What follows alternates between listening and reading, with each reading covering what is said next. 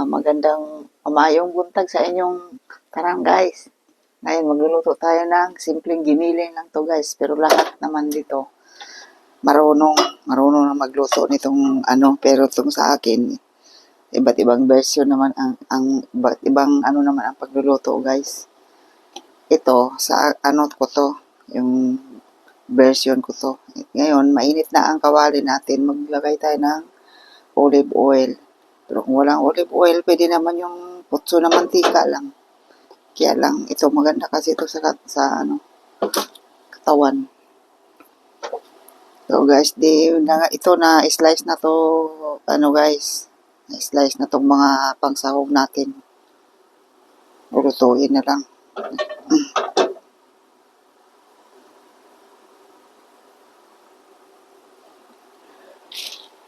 Kasi apoy. Ito, mainit na ang kawali natin guys. Lagay natin ang bawang.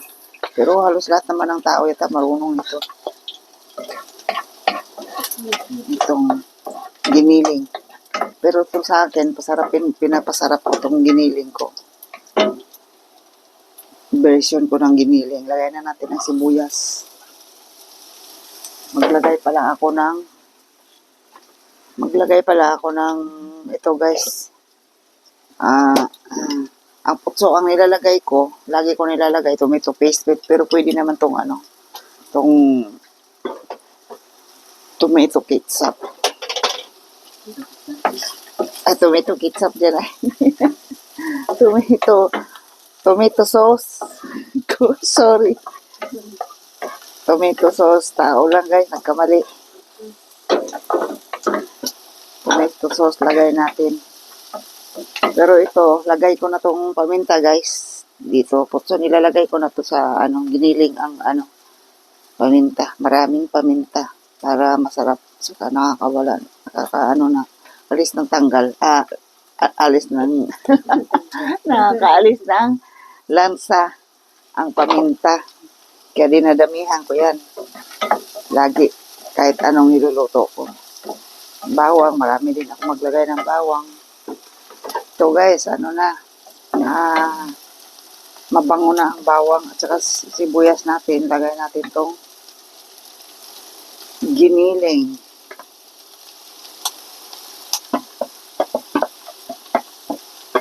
Marami-rami ang giniling natin guys, pero marami din kaming ilalagay na ano, potato. Ito, pinaghalo ko to guys, itong baka, pero nasa sa inyo naman, pwede naman ang puro baboy or puro giniling na baka. Pero ito, pinaghalo ko baka at saka para tingin ko malasa. Kasi ilang beses na ako nagluto nito eh. Giniling na baboy at saka baka ang pinaghalo ko. Dagdagan natin ng paminta. Pagka medyo maanghang, mas masarap. Para sa akin kasi mahilig kami sa maanghang.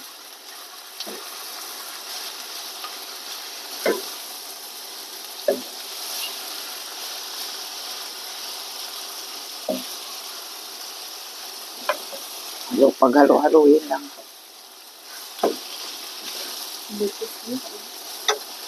Sabi pa nga nila, mikos lang.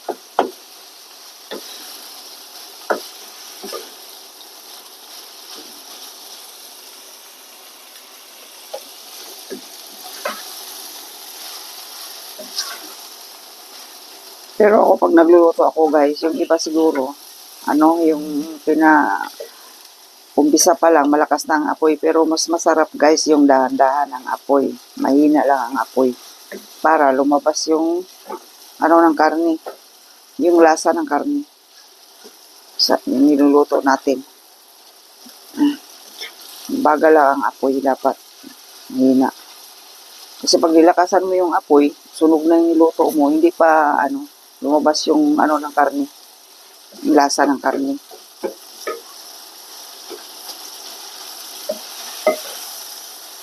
So, lagyan na natin ng pero maglalagay ako guys ng kalahati lang Pero yun yung pagpalasa ko.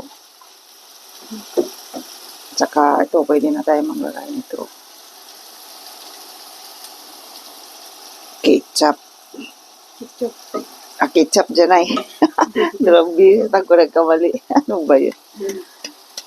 Tomato sauce. Pero hindi ito Pinas, guys. Dito to sa Japan. So, galing pa ng ibang bansa. Pero itong tomato sauce naman na to, walang gaanong tubig. Hindi pa tubig. Kaya tingnan nyo, puro parang puro ang laman. Puro tomato, ko nga to ng tubig kunti. A few minutes later. Buksan natin uli guys. Tingnan natin uli kung luto na ba ang patatas. Kung luto na, okay na. Kasi ang sarap-sarap na niya guys. Sarap-sarap na niya.